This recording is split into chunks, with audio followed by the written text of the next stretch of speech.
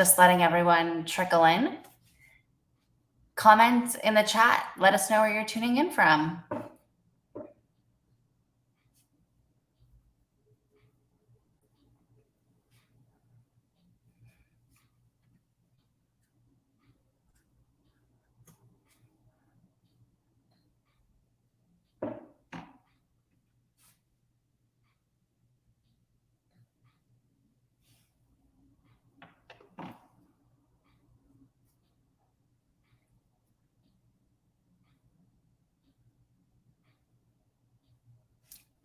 All right.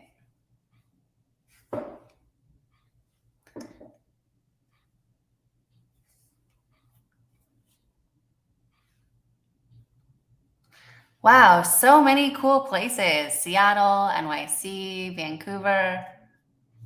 Welcome, everyone.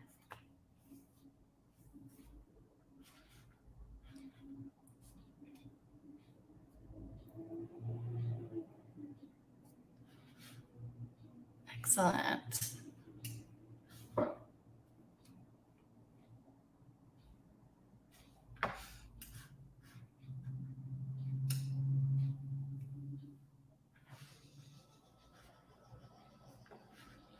Awesome. Lots of Seattle in the house.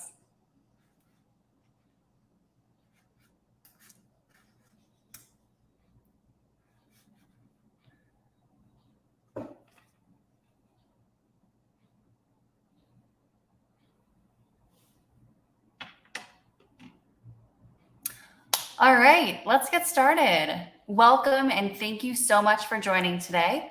We're so excited for all of the tips and insights that are going to be shared about how you can incentivize your best customers to drive sales. We have a great lineup of panelists, including Nick Baum, co-founder and CEO at Tremendous, Sean Mancias, Associate Manager of Product Management at Delighted, myself, Samantha Samuels, Head of Partnerships at Friendbuy, and James Destefano, Senior Director of Customer Marketing and CRM at Casper. We'll be giving away 3 exciting prizes today, including a $250 gift card, some free swag, and a pair of Apple AirPod Pros. We'll be giving those away to the most engaged chat users throughout the event, so make sure to send in your comments and questions throughout the webinar, and we'll announce the winners as we go. We'll also follow up on questions at the end of everyone's presentations. I'm now going to hand it over to Sean, who's going to highlight how to identify your top customers. Sean, take it away.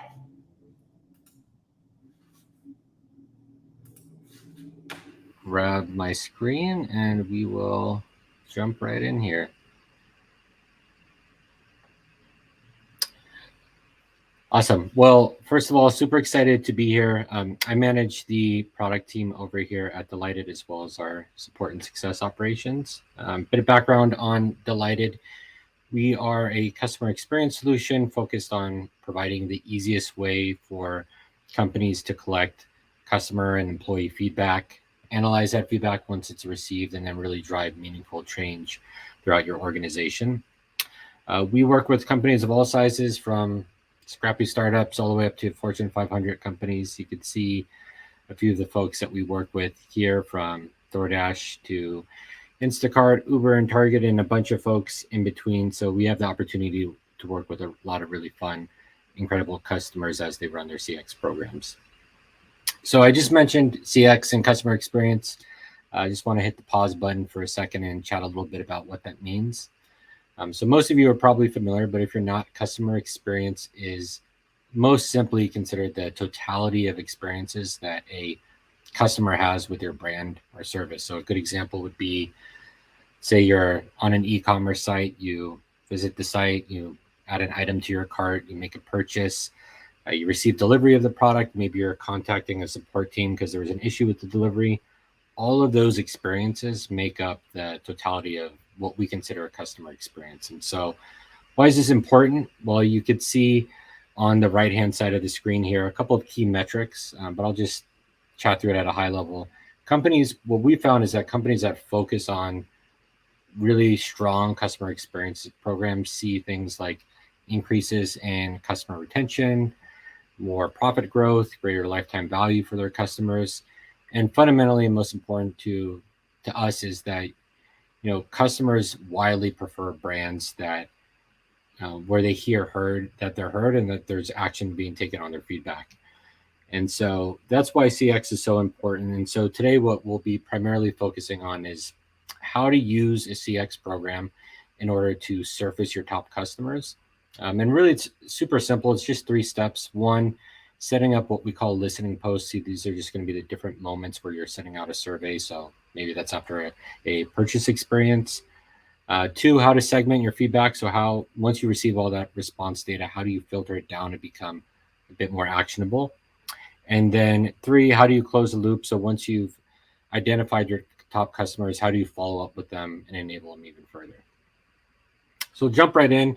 Step 1, setting up your listening posts. When we're thinking about how to identify our top customers, the first step is obvious, but a lot of companies put it off for a long time, which is simply just setting up your surveys. And so it's really as simple as 1, identifying the touch point that you want to use to reach out. So maybe, again, this is after a purchase or after a renewal event.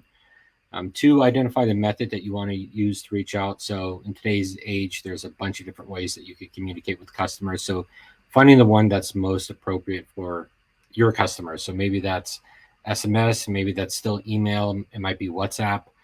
And then finally, just start surveying. And so on the right-hand side of the slide, you see a few examples of common use cases, quarterly net promoter score surveys, post-support CSAT. There's a lot of different surveys and use cases listed here. But fundamentally, what we recommend, and the big takeaway from this slide in particular, is you need to build a customer journey where you understand the average experience that a customer has from you from start to finish. And then throughout that customer journey, understand what are those key inflection points that are occurring for customers. So again, maybe this is after they receive a delivery, after they interact with your support team or a success manager, and then insert surveys in those experiences. So 1, you can start learning about your customers, and 2, important to our chat today, is you could start finding the folks that are really moving the needle, your top customers. So once you receive feedback, what are the next steps? At Delighted, we always recommend the 3 steps that we're highlighting here. The first, it's a bit obvious, but it's a starting point, which is separating out your positive feedback. Most CX tools have some way to filter through your responses to find the folks that are basically giving you a thumbs up about their experience. And so the top right-hand corner here, you can see we have an NPS dashboard set up. People are filtering by promoters, but it might be CSAT, folks who are satisfied, people who have provided you with a 5-star survey. Filtering out those folks is the first step that you should be taking in identifying your top customers. The second step is looking backwards. So taking that retroactive look over historical response data. So are these folks that are constantly providing positive feedback, or is this the first time that they provided a 5-star survey? Your top performers are typically going to be folks that are consistently providing you with glowing reviews. And so looking at that historical data is really meaningful for filtering out some of the folks in this process. And finally, and most importantly, is going to be segmenting your feedback. And so once you know who left positive feedback and who's done so consistently, the next step is really how do you identify other key metrics that are really important for segmenting those folks. And so we always say, this is going to be different for each business, but how do you identify what makes a healthy customer, what makes a successful customer, and overlay those metrics on top of your positive customers to really triangulate on who your top customers are. And so a couple of examples would be companies looking at lifetime value. Are these folks part of certain loyalty or rewards programs? Have they left positive feedback on different social channels? So again, this is going to be different for each organization, but the idea is generally you find your top customers using the CX metrics or customer experience metrics that you're tracking, and then you merge that with all of these operational data points to really identify who your top customers are. And so while surfacing all this information is great, it's not really going to move the needle unless you're enabling those customers.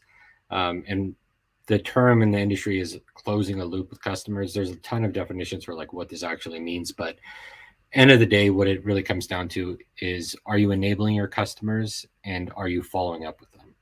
That's really what it comes down to, because at the end of the day, customers want to know that they are being heard and that you're taking action on their feedback. So at Delighted, we're always recommending automating your closed loop process using integrations. You see a few of them at the bottom that we support, but most CX platforms will support some form of integration with third-party platforms. And so an idea would be, if you're connected with Zendesk, you might be automatically creating a ticket to promoters to close the loop with them, or Zapier, maybe you're automatically distributing a gift card to people who provided you with a thumbs up about their experience.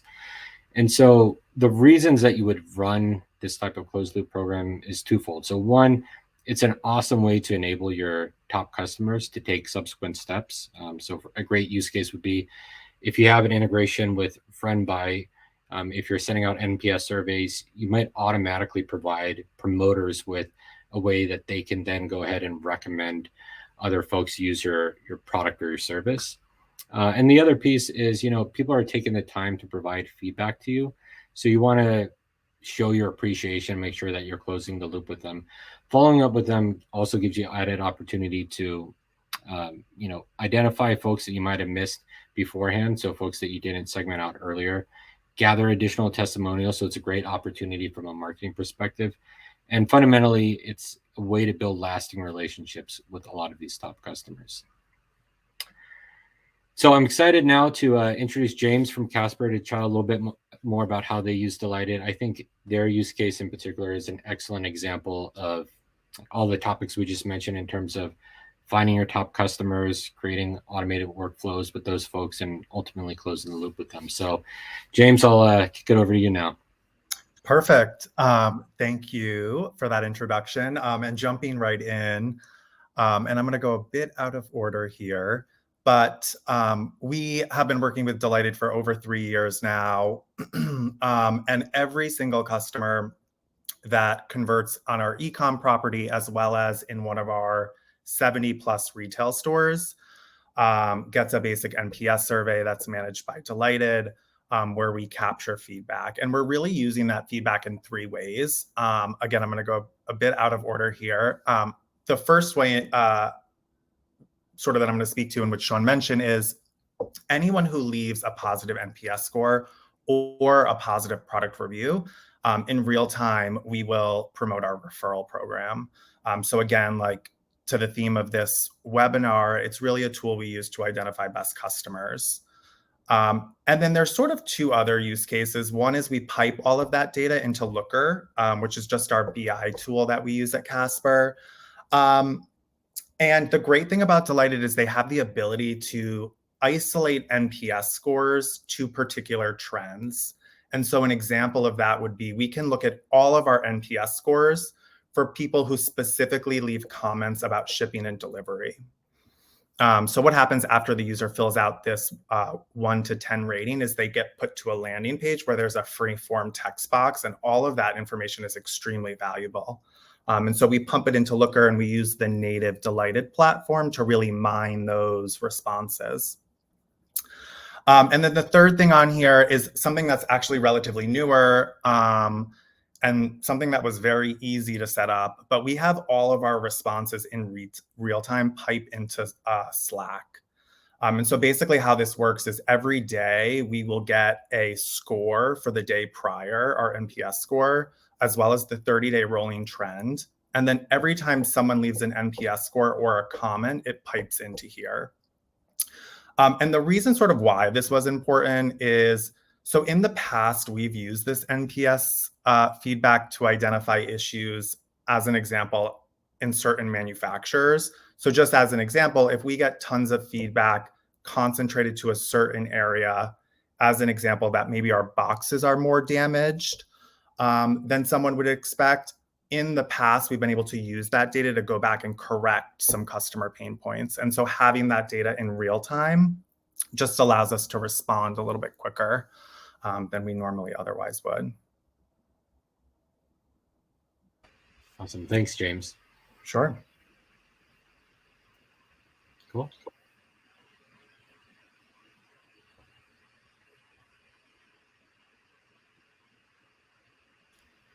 Sam, I think you just need to unmute yourself.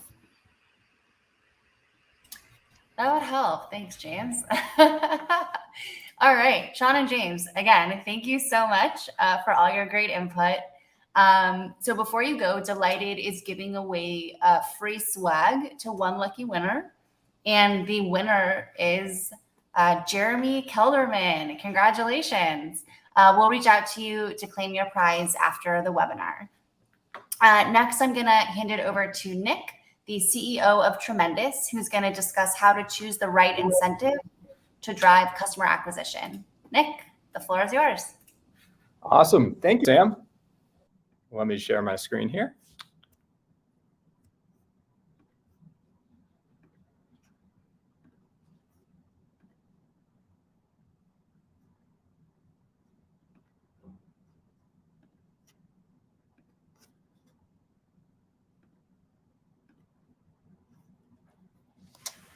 All right.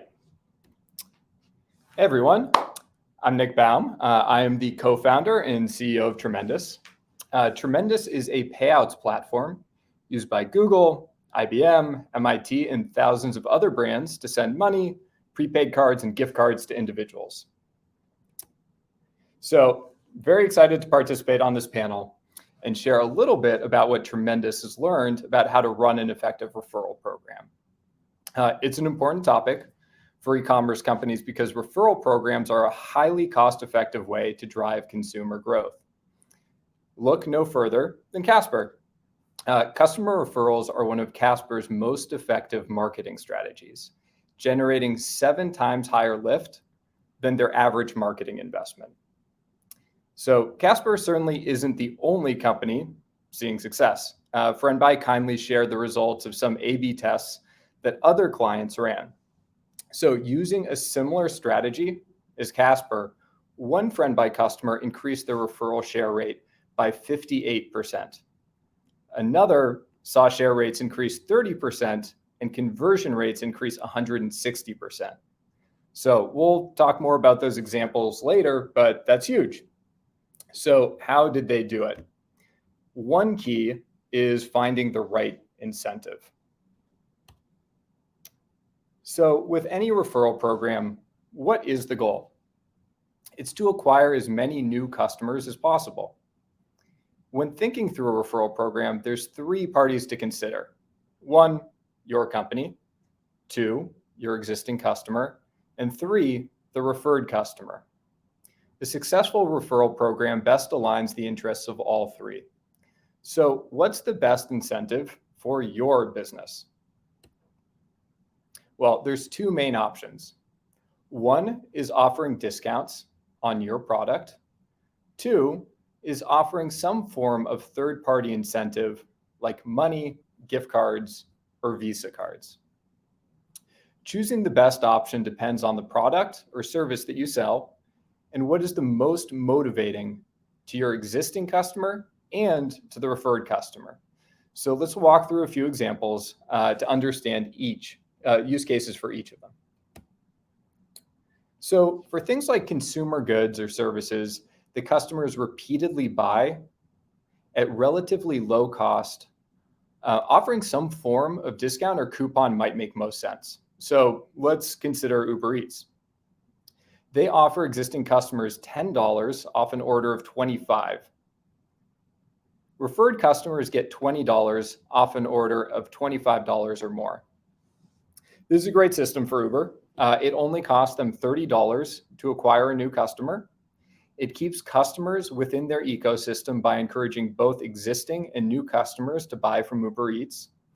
And the average Uber Eats customer spent nearly $240 in Q4 of last year. So you can imagine that the LTV of an Uber Eats customer is way higher than the $30 acquisition cost.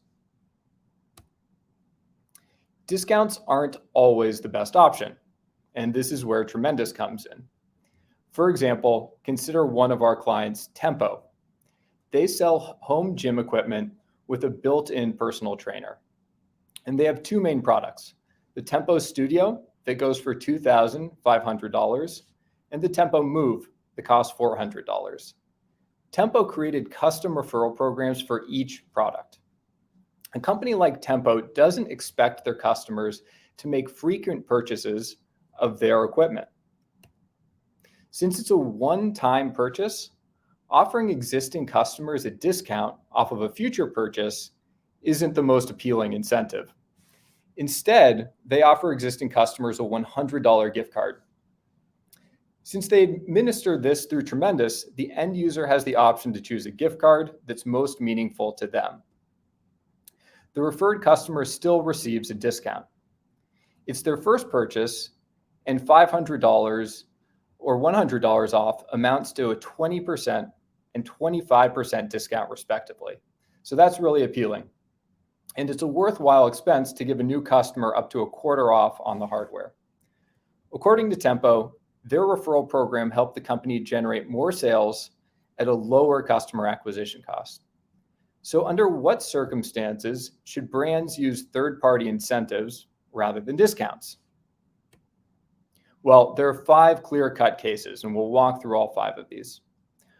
1, one-time purchases, like the Tempo example, or an online education program like Masterclass or Coursera. 2, high consideration purchases, like Casper, which we'll talk about next. 3, regulated industries, like insurance, where you legally can't discount the product. 4, selling one or limited SKUs, like Smile Direct Club or Candid, which sell one product, plastic trays that straighten your teeth. Or lastly, 5, to get people who aren't customers and perhaps never will be to refer your product to their friends. So these 5 are the most frequent use cases for third-party incentives with a referral program, but they can also be effective with repeat purchases and low consideration items. The question just becomes, between discounts and third-party incentives, which generates a better ROI? Which converts better, and which is cheaper to administer? For high volume transactions, Tremendous offers discounts on Visa prepaid cards and gift cards, so that can actually tip the economics in favor of cash and gift cards or Visa cards over offering a discount. For companies that have run A/B tests of third-party incentives versus discounts, the results have been pretty clear.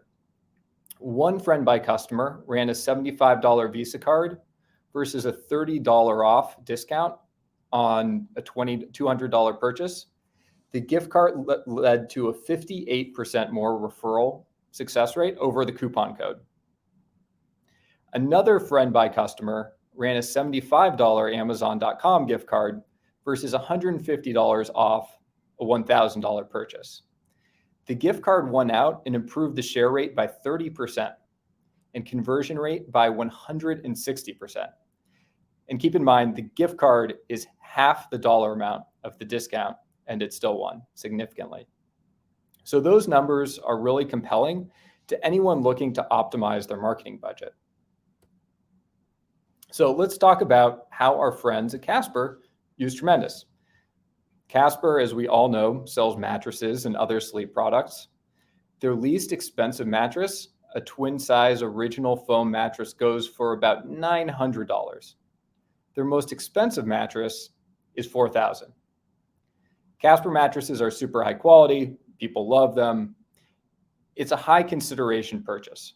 People only buy one every few years.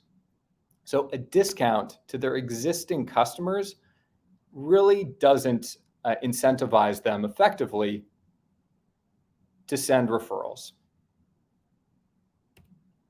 Instead, Casper offers existing customers a $75 Amazon gift card. Referred customers get 25% off their mattress.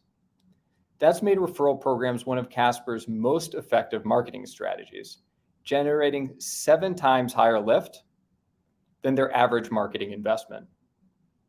So let me pause here. James, do you have anything to add?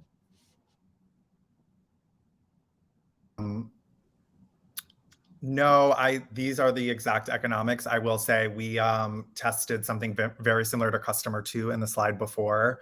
And to your point, we always saw the Amazon gift card perform better than doubling the incentive and giving it giving a gift card on Casper. Yeah, very cool. Awesome. Thanks, James. So to summarize here, when you're seeking an incentive that's going to motivate customers to refer their friends, consider a few things.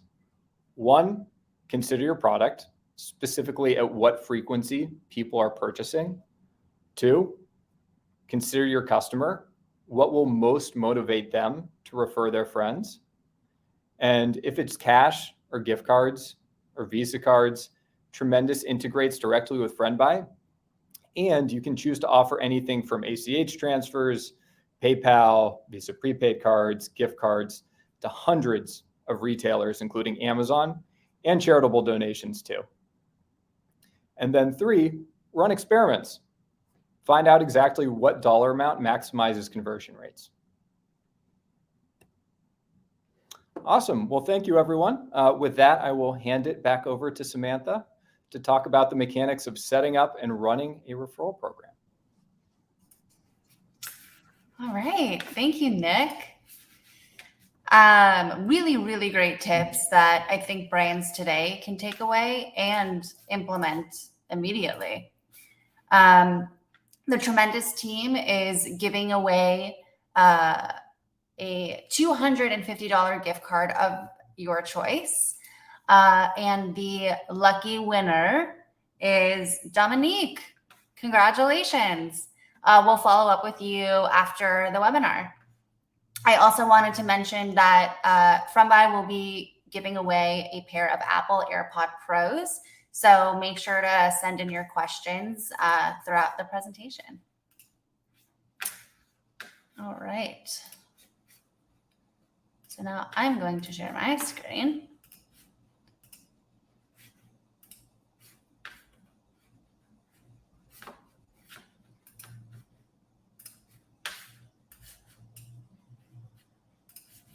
Perfect.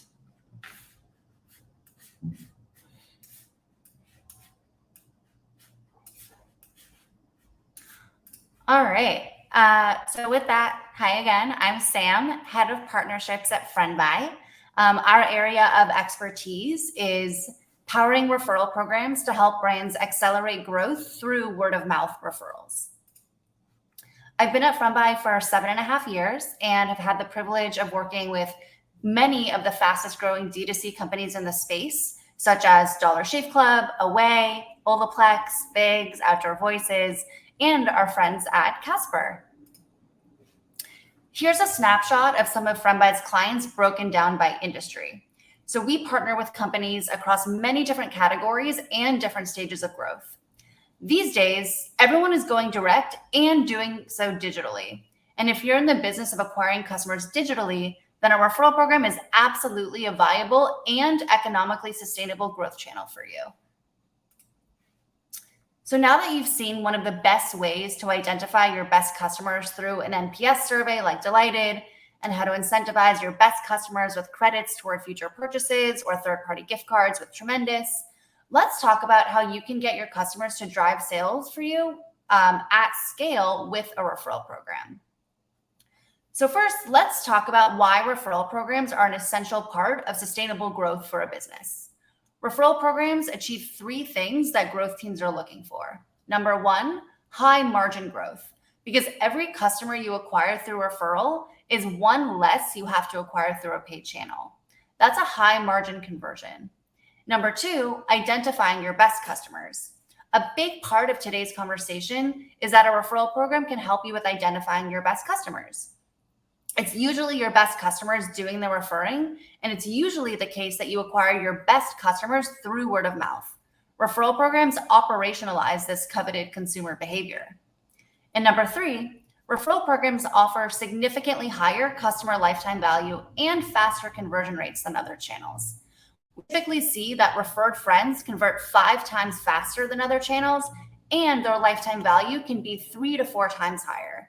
So a referral program is a really great channel to have, and it's also a channel that you can own in case Instagram and Facebook go down for 6 hours. So now, to scale your referral program, you'll want to ensure that you have the placements to make referrals an integral part of your customer experience. So today I'm going to share some examples of how some of our clients have done this and how you can do so as well.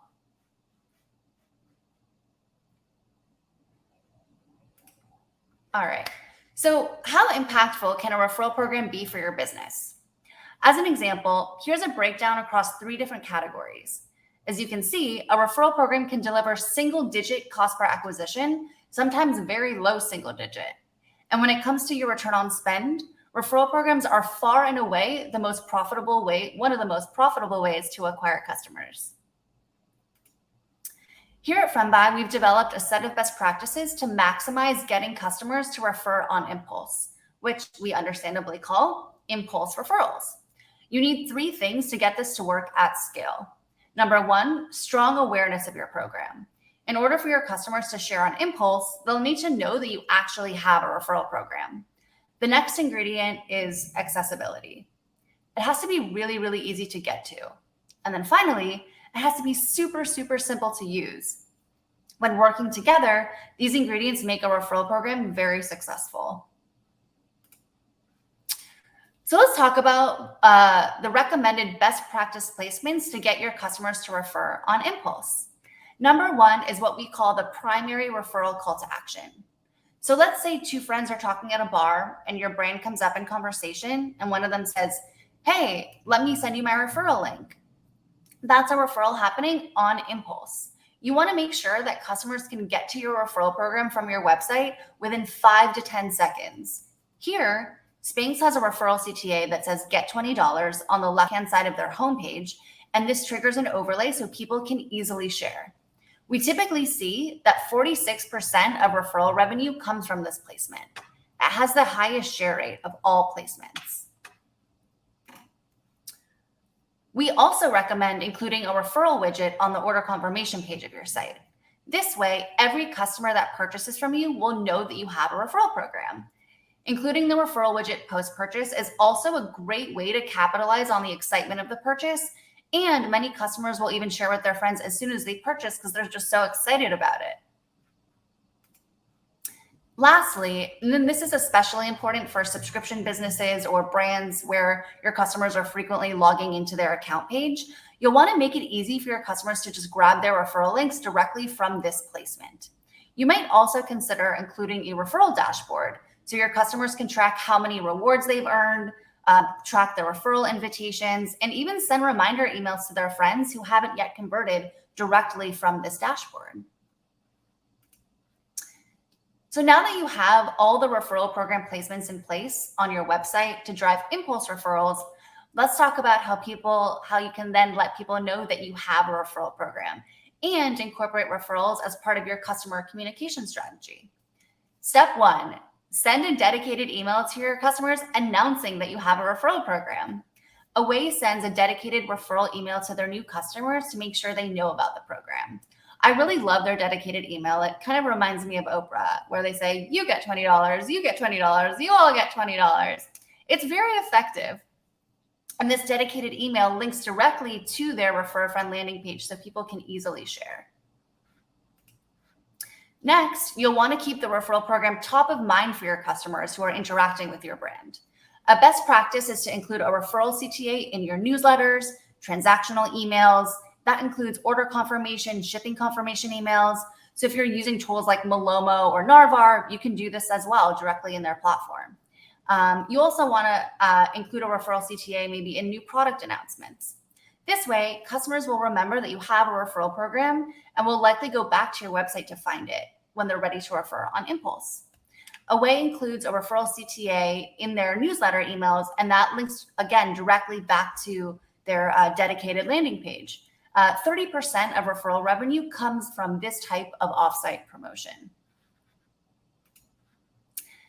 So once you have the referral program incorporated into your website experience and included in your email messaging, why stop there?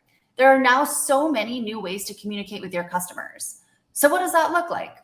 Walmart Plus, for example, will send a push notification inviting customers to refer at strategic times when they know customers are likely to refer and likely to shop with them.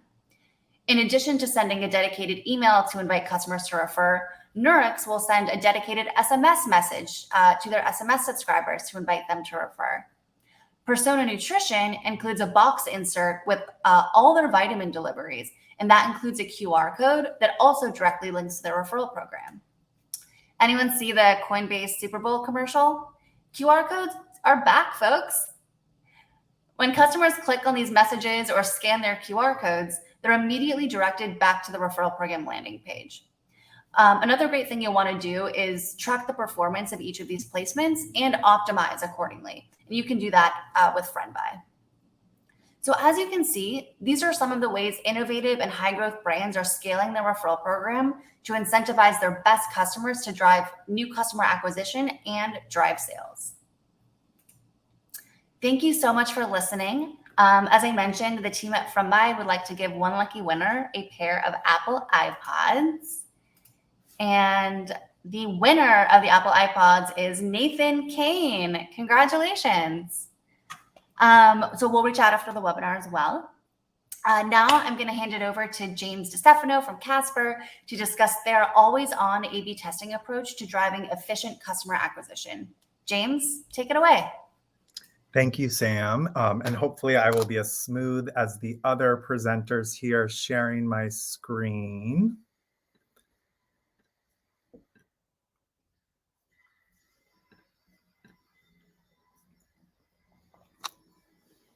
Great. Hi, everyone. My name is James Destefano. I am the Senior Director of CRM and Retail and Wholesale Marketing at Casper. I've been at Casper now for a little over 3 years, and in the CRM space for about 15. I did some time at Chisato and Gilt, and I was at the agency side before this. But the unique thing about Casper is that we truly believe sleep is the superpower that charges everything people do. We've spent years studying sleep. Our R&D facility is in Brooklyn, and we do a lot of cool testing there, simulating the wear and tear on a mattress after like 10 years. We work with sleep doctors, which I didn't even know existed before Casper. And we conduct and publish national sleep studies to really uncover sleep behaviors and barriers. We firmly believe that sleep changes everything. We're friendlier, faster, smarter. I thought I was going to be sleeping all day when I got the job. And our products include everything sleep related, from mattresses to pillows, sheets, dog beds. We even have a light that helps you fall asleep, and more. And we really saw an opportunity to drive revenue from top customers with referral. We needed a partner that could help us with 4 key things. And I always say, like, a lot of times people will reach out and say, oh, I'm looking for a vendor here. I'm looking for a vendor here. Who do you think is the best? And to me, it really comes down to the needs. And again, we had 4 critical needs. One was operationalizing A/B tests. One was providing visibility into program performance, validating referrals, and removing fraud. So because we're such a high price point, that was one of our top concerns. And then also the ability to actually fulfill rewards.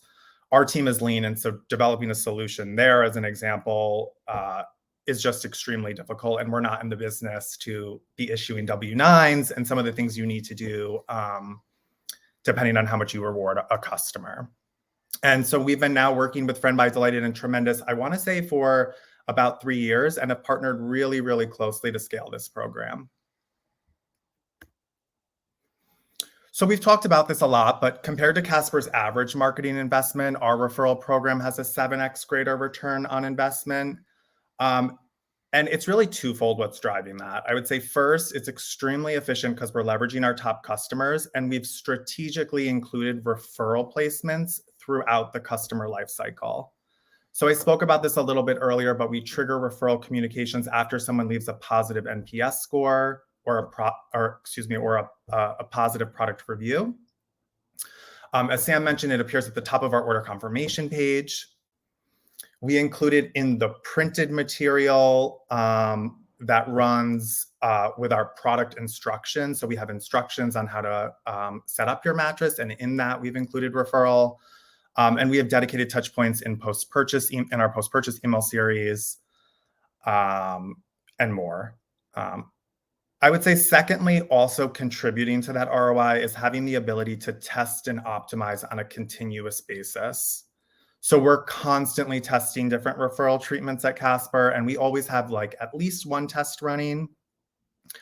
And so really, I'm going to take the rest of the time to just sort of walk through some of those A/B tests that we've run. So this is the first one that I actually wanted to show, and this is actually one that we're currently running now. So we're really testing the offer strategy here.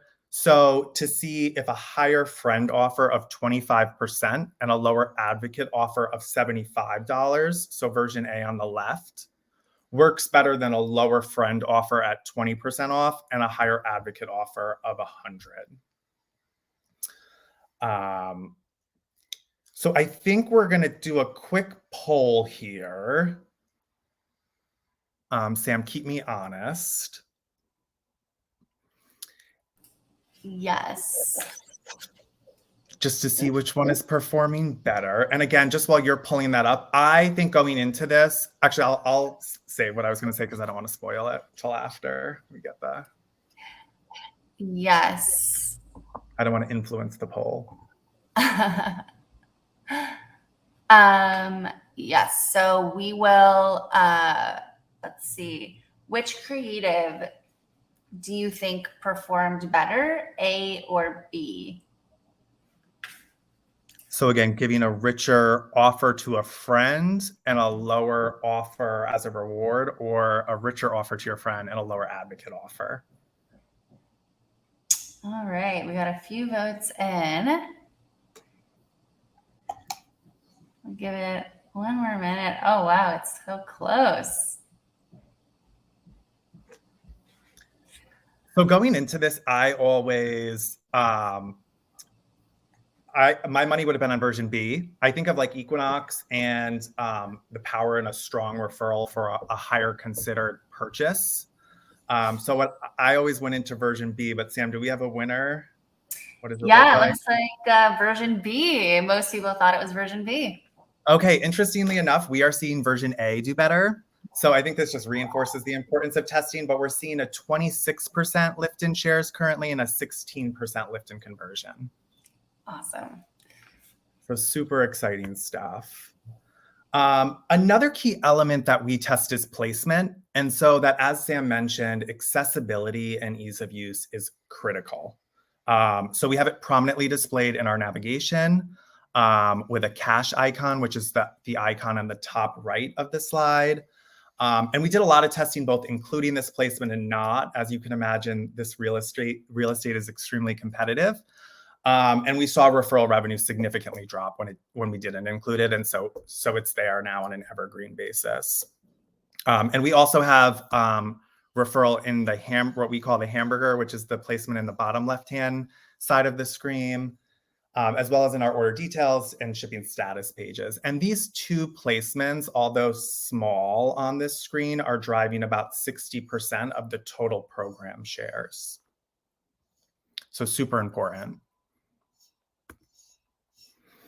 Here's another treatment of the same offer, but I just wanted to call attention to the bottom right-hand corner of this slide, which calls out this pillow referral offer.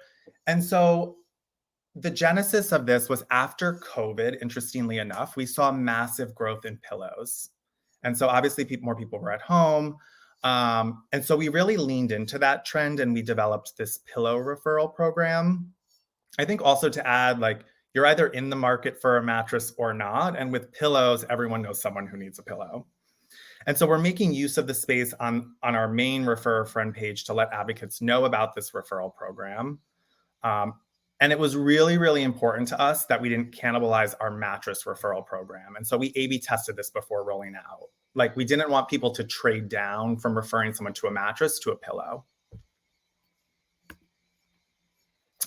And vice versa, here's our pillow referral page. So you can see a call to action to refer a friend for mattress is also there. So both programs are always present to the user. And like I mentioned, we tested the addition of a pillow plus mattress referral program versus just a mattress referral program. to demonstrate that it was truly additive. But we also did a lot of placement to understand how we present both of these referral offers and how they live together on the site. And this was the treatment that worked best for us. And then lastly, we know urgency works for the Casper customer. We know that there's a very long discovery before the customer reaches Casper, but once they reach Casper, it's a relatively short discovery to purchase latency. And so we know urgency works. And so we developed these what we call referral blowouts that we selectively run. And basically the concept is for a few days to a week, we temporarily increase the referral incentive. So again, really leaning into urgency and increasing the incentive from a $75 Amazon gift card to a $200 Amazon gift card. And we've seen a lot of success here. The last time that we've tested this, we saw a 29% lift in conversion compared to the prior 3 months. So again, this is a tactic that we selectively will pulse, specifically like when we're not on promotion, to drive the business. And that was it for me. Thank you. I'm gonna pass it back to you, Sam, for Q&A, I believe. Yes, thank you so much, James. That was really, really insightful. And I think everybody is now going to be thinking about how to start A/B testing their referral incentives. So thank you for that. I'm going to invite all the presenters back to the stage. All right. And then it looks like we did have a couple of questions. So I will start. So for Nick, do you have any examples of conversion rate increases from using tremendous incentives from brands that don't fall into the 5 categories of cash or credit companies that you listed? Yeah, that's a great question. Unfortunately, we don't have access to that data. And I would perhaps Friendbuy has some, but we shared, I think, some metrics.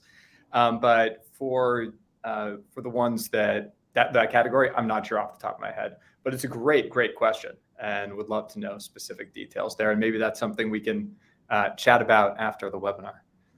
Definitely. I think the ones that you shared are the most recommended categories to incentivize with a third-party gift card to incentivize repeat referral behavior. So those are really the main categories, at least with Friendbuy, that we've seen that makes sense to offer a third-party gift card as an incentive.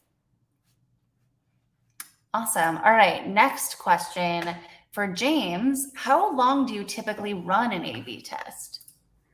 I'm so glad I invited my entire team and the account team as well to answer any questions on my behalf. I will take this one. Generally speaking, we wait until we have statistical significance on conversion. We say 4 weeks at a minimum. I would say anywhere between 4 and 6 weeks on average. But again, we will run it longer if we don't have statistical significance on conversion rate, or other times, like if we see the performance fluctuate week to week, that may also cause us to run a test a little bit longer than we normally otherwise would.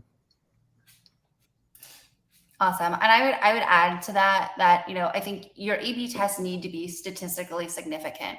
So you really want to make sure that you have a sample size large enough to run an effective A/B test. Because if you don't have statistical significance, then running an A/B test really doesn't make sense.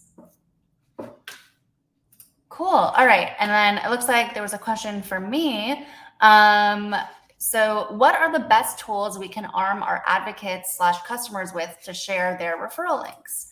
That's a really, really good question. As I shared in the presentation, there's so many new communication channels popping up, such as email, SMS, push notifications. If you have a mobile app, you really want to get to your customer at the time where they're interacting with your brand. So you'll want to send dedicated emails through, an ESP that you use, and you can incorporate a link to the referral program. You can either include a link to the referral program in that email, or dynamically insert a referral link in that email. Friendbuy, integrates with ESPs like Klaviyo and Iterable, and then we also integrate with Attentive. So we can also send email addresses and phone numbers directly to those ESPs, and include personal referral links in those email or in those customer profiles, so you guys can actually use those referral links and include them in your email and SMS communications. Can I just add to that, Sam? I don't Of mean course. to butt in. I will Yeah. say that we've tried to make it as easy as possible. And so one just sort of use case I would give is in our retail stores. So as you can imagine, just in general with purchasing a mattress, everyone has an opinion and has been referred by someone else and has done a lot of research. And so when someone comes into our store, we all the time hear, oh, so-and-so referred me. So what we did was we gave our retail fleet access to the Friendbuy platform to be able to verify the actual referral and honor it in store. So I think that's, again, a good example of where we really leverage Friendbuy and our own team to really do the heavy lifting to make referral as easy as possible, just because, again, our product is one that typically is referred. That's an excellent example. And it's really, thinking outside the box in terms of how to incorporate the referral program as part of your overall omni-channel customer experience.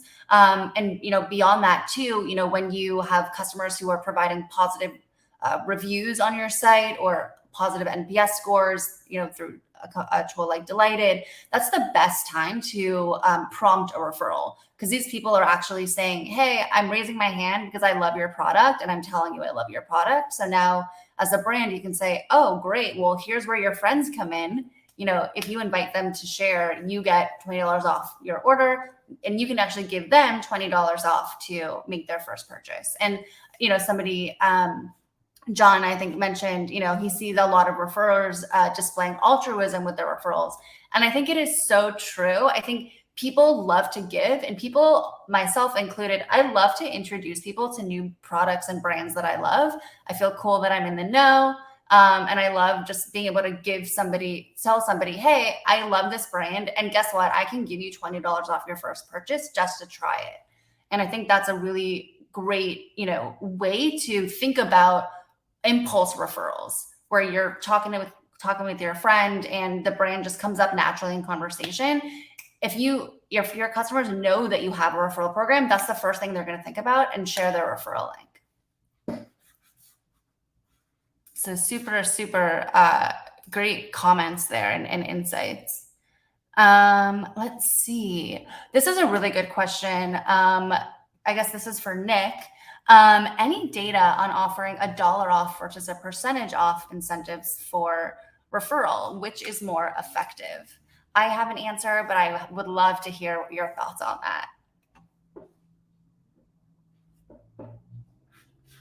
Oh, I think you might be muted. Thank you. So great question. Unfortunately, I'm going to give the same answer as last time, which is, unfortunately, we don't have the data to see what the conversion rates are on the landing page.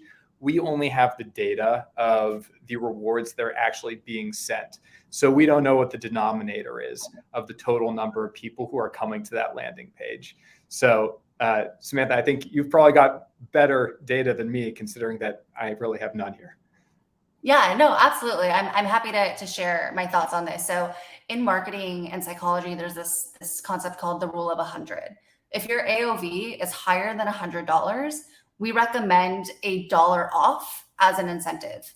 And if your AOV is less than $100, a percentage is a better incentive, because the percentage 15% psychologically is higher than I think, $10, for example. Even if the $10 off is actually a better incentive, 15% sounds higher. So that's my, I read about this theory, and it makes complete sense. And we actually have a case study on our website from a company called Get Back Necklaces, and they actually changed their incentive from $1 to a percentage, and their referral revenue increased about 700%. By changing it from $1 to a percentage. So I think the theory holds true. So I think it's helpful for people to learn about that. Cool. And then Let's see. There is another question for James. I think this will be the last question. Have you thought about digital versus in-person referrals? Customers who send the referral digitally versus customers who are in person with the friend they're referring. Example, QR codes versus links. I saw a QR code in some of your collateral. Yes. So we try and make it, I would say for the most part, we've been using links. We haven't used QR codes as much. And I think part of the justification there is just that a lot of our placements are digital. So if we had like printed material, I think like, or more printed material, I think like there 100% makes sense. But for the most part, our placements are digital. And so we use the links. Yes, I will say we do use QR codes in a lot of other places. And again, for the most part, it's in like actual like printed material. And even in our windows, we have QR codes in our retail stores. So really more for out of home, we do QR codes. For more digital, we use links. That makes a lot of sense. Excellent. Well, everybody, thank you so much for joining us today. We'll be sending a link to this webinar afterwards. Feel free to shoot us an email, hit us up on LinkedIn. We're always happy to answer any other questions, but really, really appreciate you all tuning in today. Bye.